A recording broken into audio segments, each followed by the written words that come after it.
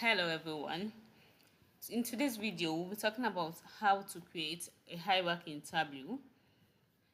So I have this data set that has to do with employee information, and I would like to see the department. I'll put that on the rows, and I would also like to see the job title. I'll also put that on the rows. So I have the department by job title. Fine. So for each department, we have different job titles.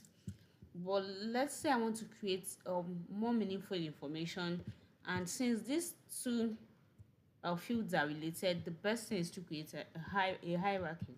So to create a hierarchy, I'll just remove these two fields, come back to the department, come back to my data pane, go to job title, and simply place it on the department.